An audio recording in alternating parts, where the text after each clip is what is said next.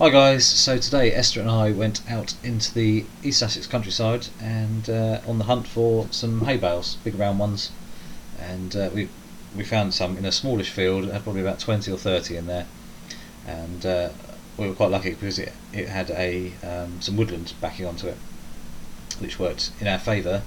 One, because it was quite windy, and two, it was threatening to rain, and the sky was heavily overcast, so having sort of a non-existent horizon was actually quite good, because otherwise I'd have to start looking at fake skies and things. But as you can see there, nice bit of bokeh of the trees in the background. Even though the sky is a little bit white, it kind of still works. The eye autofocus on the Sony worked flawlessly, apart from this shot here, which it didn't quite nail it. It actually went for that hair for some reason. But everything else, every other shot it hit, but I still like that previous shot. That's why I put it in. So it's not 100% perfect, but it still worked.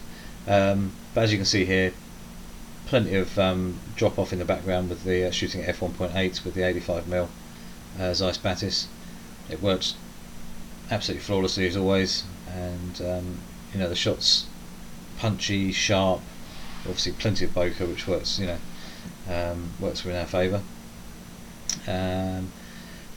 Say unedited shots, apart from processing, a little bit of contrast, a little bit of clarity, drop the shadows down or up, and a little bit of highlight adjustment, and possible conversion to black and white. Other than that, the photos are unedited.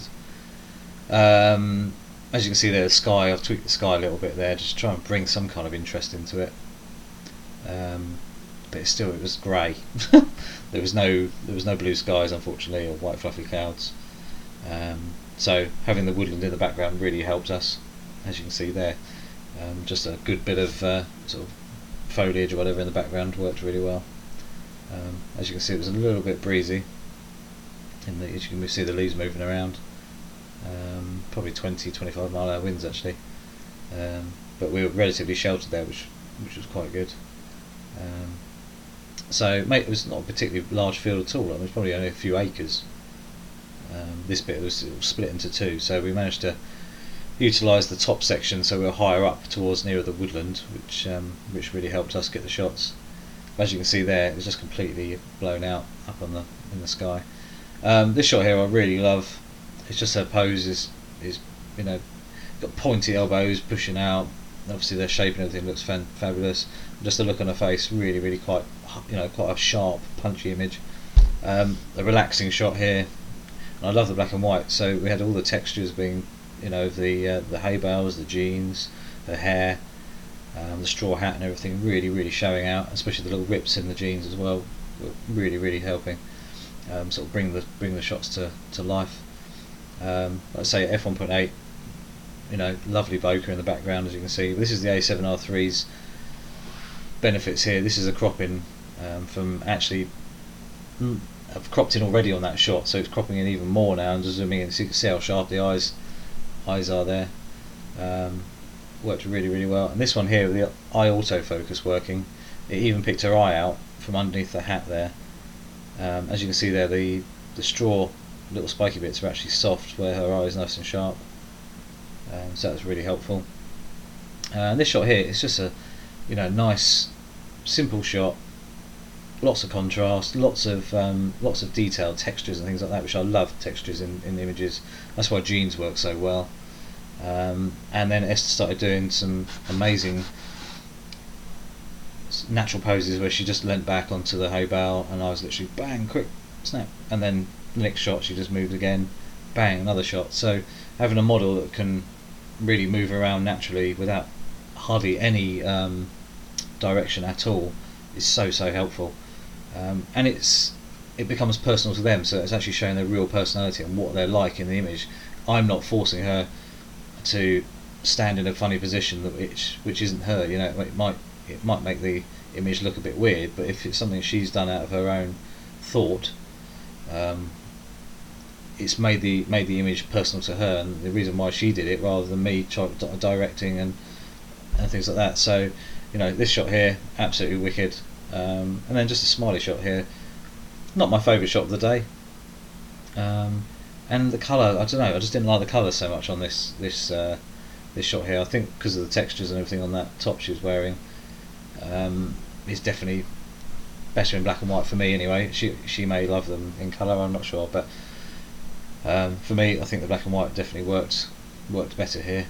And then we found a tractor in the corner of the field, and Eszter is actually from a farming background, so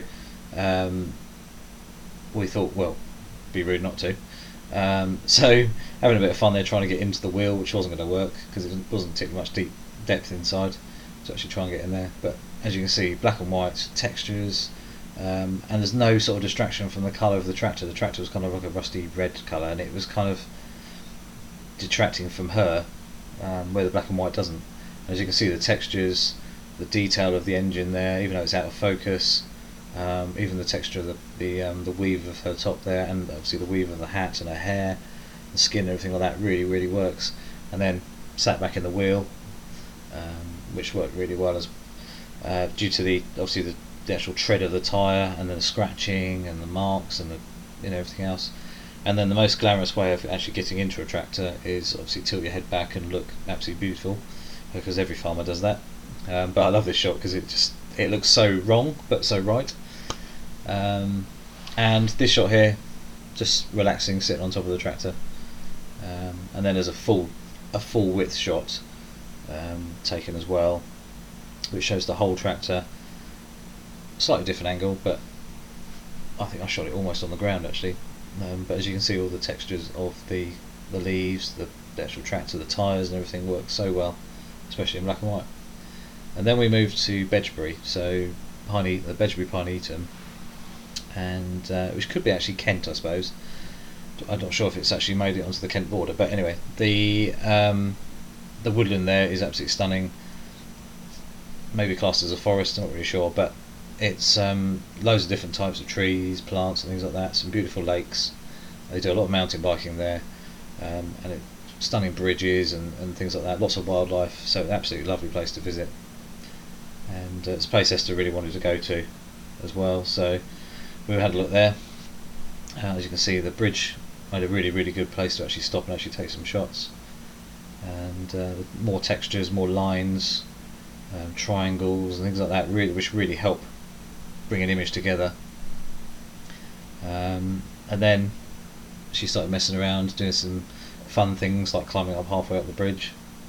It's me shouting, "Don't fall in," because I'm not going to come and swim and get you, because there's some big fish in there.